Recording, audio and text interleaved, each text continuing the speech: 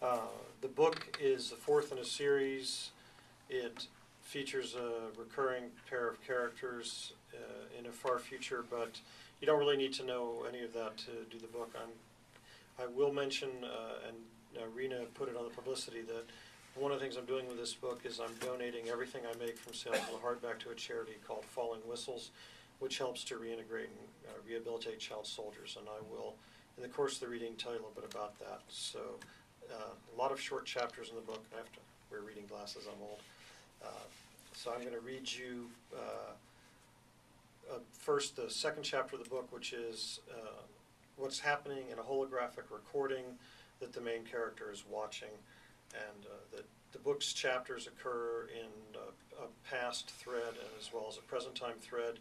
But for a brief time, there's a secondary past thread, which is the child soldiers. And that's what I'm going to read from now.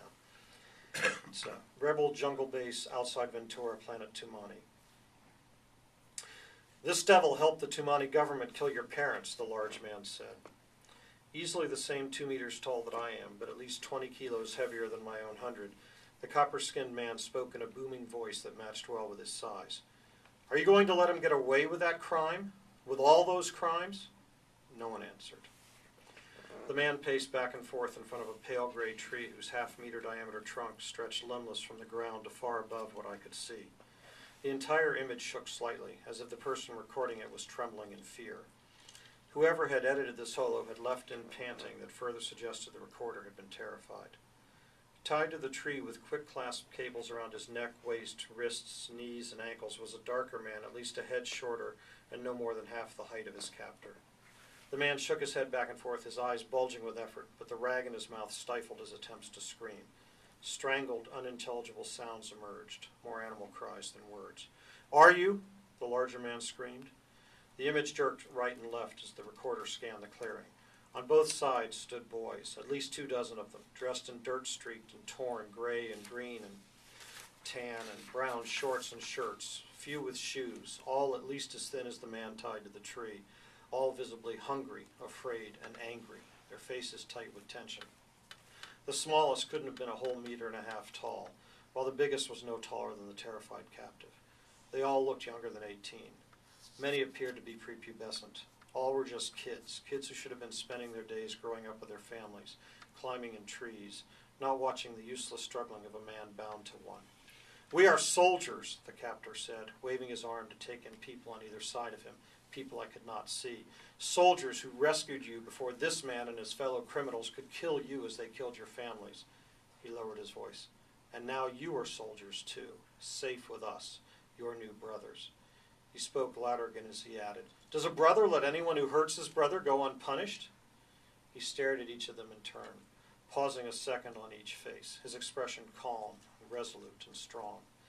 When he finished sweeping across the boys, he faced forward and screamed, his mouth twisting with rage, No!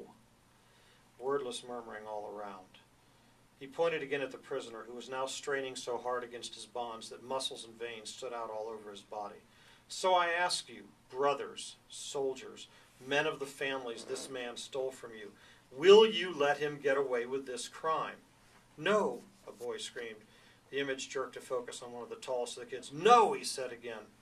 The large man nodded in satisfaction. No, a small, pale boy standing next to the first responder said, his voice barely audible, tears making his eyes glisten. My family is gone. The large man approached the little boy, kneeled in front of him, and put his hand on the boy's shoulder. Yes, he said, the government devils, this demon, he pointed at the captive without taking his eyes off the boy, and his evil friends took away your loved ones. He stood, keeping his hand on the child's shoulder. But now you have a new family. You have all of us. He turned the boy to face the others as his hand again swept through the air to encompass them all. And will we let your suffering go unavenged? No, several boys yelled. Will we let the demons get away with murdering his family? No, more voices screamed. With killing all of your families? No, no, no. The others joined, and the answer became a chant. The captor held up his hand. The boys quieted. Who will be the first, the man said, to show this government demon that he cannot break us, that no matter what he does to us or to our families, our brotherhood will prove too strong for him? Who will be first? He looked down at the small boy standing next to him. He removed his hand from the boy's shoulder. Who will it be? The boy wiped his eyes and looked up at the man. I will, he said, his voice quavering. The large man smiled and rubbed the top of the boy's head. We have a warrior, he said. Size and age mean nothing to a soldier as strong and brave as this one. He ran his hand over the boy's head again, but this time he let it linger there long enough to turn the boy to face the captive. He advanced on the prisoner, his hand still guiding the boy moving with him with the unsure motion of one walking while not yet quite awake.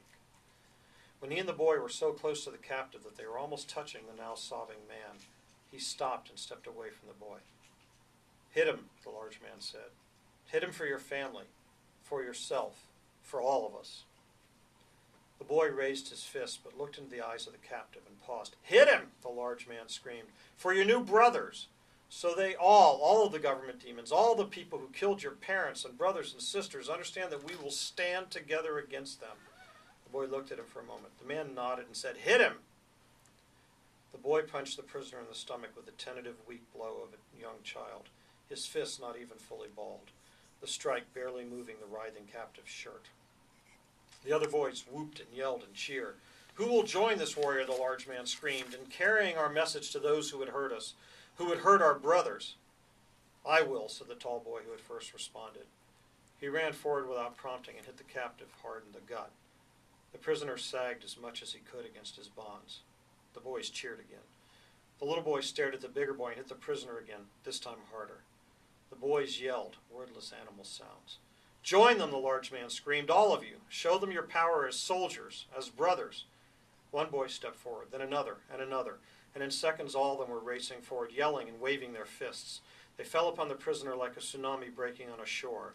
The recorder rushed after them, lagging most of the boys, but now with them, a fist waving in front of the image, one more fist to join the barrage pummeling the captive, who no longer moved. The crowd parted long enough for me to see the blood-soaked prisoner, small bloodied fists pounding over and over and over into him, and then it froze, the frenzied beating boys and the tree-tied corpse motionless in the air in front of me. So that's a little bit from that. There are plenty of sections that are not that dark, I have to say. The entire book is not a relentless beating itself. But I don't want to take too long. So what I'm going to do is I'm going to read you two other weird things. I'm going to skip to the afterword of the book to explain something, and then I'm going to read you something that isn't in the book, which is an entry from my blog.